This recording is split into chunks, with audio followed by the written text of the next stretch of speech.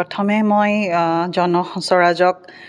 অভিনন্দন আৰু আন্তৰিক কৃতজ্ঞতা জনাব খুজিছোঁ যে এইটো এটা খুব গুৰুত্বপূৰ্ণ কৰ্মশালা তেওঁলোকে আৰু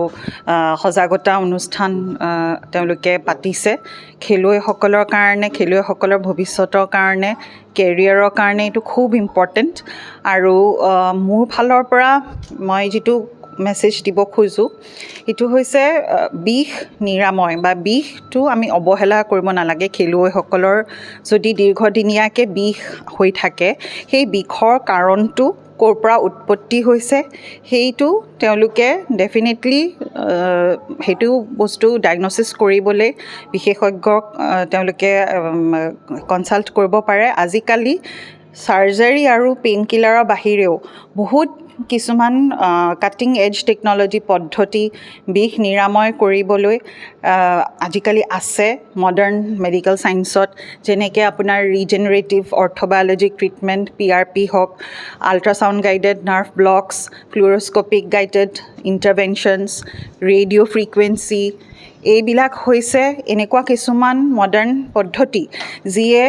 খেলুৱৈসকলক খুব সোনকালে আঘাতমুক্ত কৰি ৰিহেবিলিটেশ্যনৰ ফালে আগুৱাই খেলপথাৰত আকৌ লৈ যাবলৈ পাৰে অতি কম সময়ৰ ভিতৰত বিনা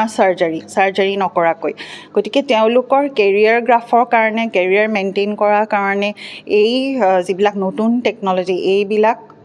বৰ বিষয়ে সজাগতা অনাটো কাৰণে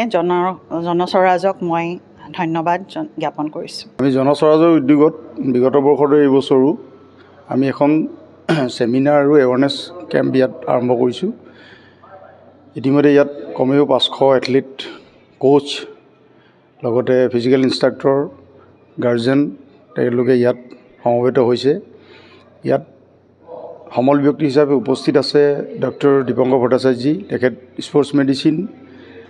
আৰু স্পৰ্টছ ইঞ্জুৰি তেখেত বিশেষজ্ঞ ডক্টৰ সুৰভি কলিতা আছে ডক্টৰ জেছমিন ইছলাম আছে জেছমিন ইছলাম হ'ল তেখেতে স্পৰ্টছ নিউট্ৰিশ্যনৰ তেখেত বিশেষজ্ঞ লগতে তেখেত ডাউনটাউন ইউনিভাৰ্চিটিও তেখেত অধ্যাপিকা ডক্টৰ সুৰভি কলিতা তেখেত স্পেচিয়েলিষ্ট হয় স্পৰ্টছ ইঞ্জুৰি গতিকে তেখেতলোকৰ সমল ব্যক্তি হিচাপে থাকি পেলাই ইয়াত খেলুৱৈসকলক প্ৰশিক্ষকসকলক লগতে যিসকল শাৰীৰিক শিক্ষা নিৰ্দেশক আছে আৰু গাৰ্জেন তেখেতলোকক কিদৰে আঘাতৰ সমস্যাৰ পৰা খেলুৱৈ সমাধান পাব পাৰে কি আধুনিক পদ্ধতি অৱলম্বন কৰিব লাগে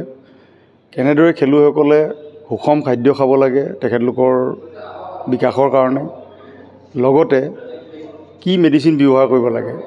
ড'প এটা ব্যাধি আমাৰ কাৰণে সেই ড'পৰ পৰা কেনেকৈ আঁতৰি থাকিব পাৰি বা সেই ড'প নিবাৰণৰ ক্ষেত্ৰত কি আমি পদক্ষেপ গ্ৰহণ কৰিব লাগে সেই সম্পৰ্কে যিসকল বিশেষজ্ঞ ব্যক্তি আছে তেখেতলোকে ইয়াত অৱগত কৰিছে লগতে আমি এখন ইয়াত স্মৰণিকাও উন্মোচন কৰিম তাত ডক্টৰ সকলৰ লগতে আমাৰ গৌতম মহন্ত বিশিষ্ট তেখেত সংগঠক তেখেতো ইয়াত উপস্থিত আছে সকলোৱে ইয়াত এই অনুষ্ঠানটোত সাফল্যমণ্ডিত কৰি তুলিবৰ কাৰণে চেষ্টা কৰিছে আৰু ইয়াৰ জৰিয়তে আগন্তুক দিনত খেলুৱৈসকলে প্ৰশিক্ষকসকলে লগতে আমাৰ যিসকল শাৰীৰিক শিক্ষা নিৰ্দেশক আছে তেওঁলোকে উন্নত চিকিৎসা খেলৰ ইয়াৰ যিবিলাক আঘাত থাকে আঘাতৰ পৰা উপশম পোৱাৰ যিবিলাক চিকিৎসা সেই সম্পৰ্কে তেওঁলোকে অৱগত হৈছে কিদৰে তেওঁলোকে নিউট্ৰিশ্যনৰ ক্ষেত্ৰত কেনেদৰে আহাৰ গ্ৰহণ কৰিব লাগিব এজন সফল খেলুৱৈ হ'বৰ কাৰণে কিমান ঘণ্টা শুব লাগিব কিমান ঘণ্টা তেওঁলোকে অনুশীলন কৰিব লাগিব এই সম্পৰ্কে আমাক অৱগত কৰিছে লগতে স্পৰ্টছ ইঞ্জুৰি স্পৰ্টছ নিউট্ৰিশ্যন আৰু আমাৰ যিসকল বিশেষজ্ঞ ব্যক্তি আছে তেওঁলোকে আমাক সাৱলীলভাৱে এজন সফল খেলুৱৈ হোৱাৰ ক্ষেত্ৰত কেনেকৈ ডপিঙৰ পৰা আঁতৰি থাকিব পাৰি এই সম্পৰ্কে আমাক অৱগত কৰিছে গতিকে এই অনুষ্ঠানটো অসমৰ খেলুৱৈসকলৰ কাৰণে এটা ডাঙৰ মেছেজ প্ৰশিক্ষকসকলৰ কাৰণে এটা ডাঙৰ মেছেজ এই মেছেজটো লৈ পেলাই আগন্তুক দিনত প্ৰত্যেকে একোজন সফল খেলুৱৈ হৈ অলিম্পিকত এছিয়ান গেমছত কমনৱেলথ গেমছত বা ৱৰ্ল্ড চেম্পিয়নশ্বিপত যাতে মেডেল পায় তাৰ কাৰণে আমি এই দিশটোত তেওঁলোকক পাৰ্যমানে সহায় সহযোগিতা কৰিবৰ কাৰণে আগবাঢ়ি এই অনুষ্ঠানটো আয়োজন কৰিছোঁ। ধন্যবাদ। ইঞ্জুৰি, স্পৰ্টছ নিউট্ৰিশ্যন আৰু এণ্টি ডপিঙৰ ওপৰত ই নিশ্চয়কৈ বহুত খুব সময়োপযোগী হৈছে। কাৰণ আজি যি আমাৰ যিসকল উপস্থিত আছে এই আলোচনা চক্ৰত, এথলেট, কোচেছ, এডমিনিষ্ট্ৰেটৰ, এই সকলোবোৰকে এই তিনিটা বিষয়তে এটা সম্যক ধাৰণাৰ প্ৰয়োজন। আৰু আমি ভাবোঁ যে এটা ইঞ্জুৰি স্পৰ্টছ ইঞ্জুৰি প্ৰিভেনশ্যন যদি কৰিব পাৰে তেতিয়াহ'লে পাৰফৰ্মেঞ্চ ইম্প্ৰুভ হ'ব। ঠিক তেনেকৈ স্পৰ্টছ নিউট্ৰিশ্যনটো যদি প্ৰপাৰ হয়, বেলেঞ্চড হয়, আৰু আমি কোনটো কেনেকৈ খাব লাগে, কেনেকৈ জানিম, সেইখিনি কথা যদি আমি সকলোৱে জানো তেতিয়াহ'লে আমাৰ পাৰফৰ্মেঞ্চ ভাল হ'ব। আৰু এতিয়া এটা জ্বলন্ত সমস্যা যিটো ভাৰতবৰ্ষত হৈছে যে আমি ভাৰতবৰ্ষত ডপিং কেছেছ গোটেই পৃথিৱীৰ ভিতৰতে বেছি। গতিকে এইটো বহুত ক্ষেত্ৰত বহুত বস্তু নজনাৰ কাৰণে হৈছে, যিটো আমি ভাবোঁ যে এনেকুৱা ধৰণৰ এৱেৰনেছ প্ৰগ্ৰেমৰ দ্বাৰা আমি সকলো এথলেট আৰু সকলো ছাপৰ্ট ষ্টাফ আৰু পেৰেণ্টছক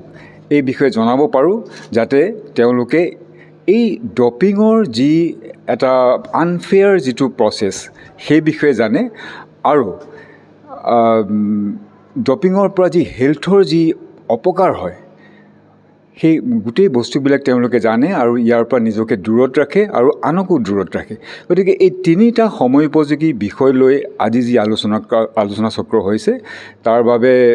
মই জনস্বৰাজক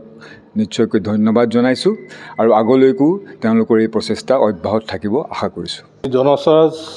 সংগঠনে বহু বছৰ ধৰি ক্ৰীড়াত আঘাত, ক্ৰীড়া মেডিচিন, নিউট্ৰিশ্যন আৰু ক্ৰীড়াত প্ৰয়োজনীয় ঔষধি সম্পৰ্কে আমি বহুত দিনৰ পৰাই কৰি আহিছোঁ। আৰু যিখিনি প্ৰয়োজন,